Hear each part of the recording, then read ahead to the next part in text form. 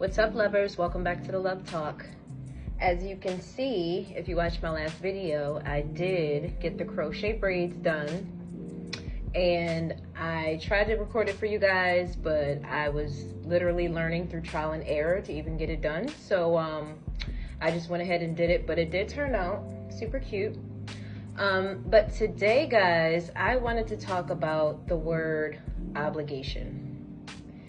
I have a beef with this word. I've had a beef with this word for so long, and I think it's because growing up, I always felt like the word obligation meant someone feeling forced to do something that they don't want to do. So I always felt like, okay, if this is the definition of the word, I don't want anyone to feel like they have to be forced to do something that they don't want to do.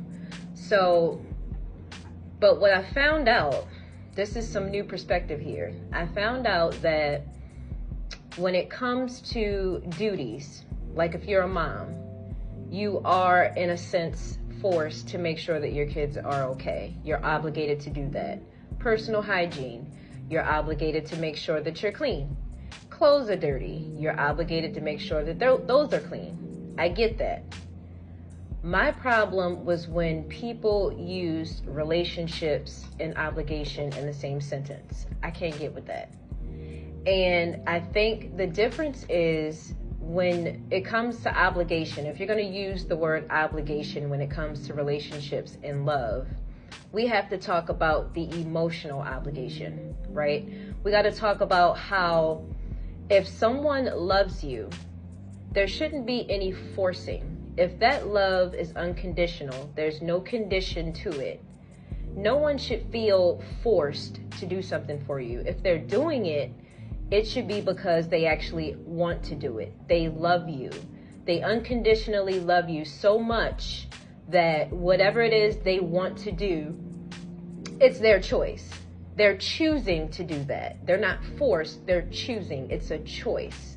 So I feel like obligation when it comes to duties, we can say that. We can say we're obligated to handle duties as a mom, as a parent, as, a teacher. You have to do your job within your household. Those duties you are obligated to do. I'm not going to fight you on that. But emotional obligation? No. Emotional obligation should not be forced. I don't even want to use the word obligation. But when we talk emotional obligation, I feel like there is no condition to it. So that's the difference, guys. That's my new perspective.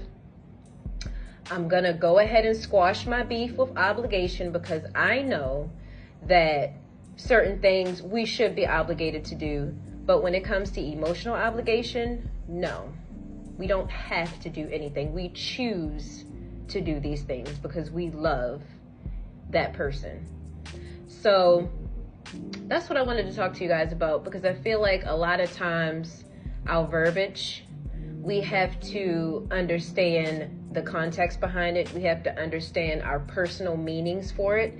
And we also have to look back at different traumas or different experiences and where we're getting this context from. Because a lot of times you'll see it one way, and as you get older and you start understanding yourself and love and relationships and that unconditional love, you start to understand that those same words, they kind of hold a different context. They hold a deeper meaning. And I just want us all to be on the same page with how we feel and how these words make us feel. Because I feel like words are very powerful, but we also have the power to make sure that they're impacting us in the right way. We have to make sure that we're not allowing words to control our behaviors, our attitudes, how we feel. We run the show. So if a word means one thing, but we have a different perspective, it's our perspective that holds priority. So I want you guys to remember that. I want you to think about it. I want you to note it in your Rolodex, your mental Rolodex. And that's how we're going to push forward. That's how we're going to remain hopeful, because we are not hopeless over here. We are hopeful. So we're going to take our words and we're going to take our power back with those words. So you guys, let me know your thoughts. Who's holding the power? Words or us? Choices or words? We run the show. Don't forget it. We hold the power. These words don't hold the power over us. Thank you for watching this TED Talk on obligation. And I will see you guys in the next talk. Bye, lovers.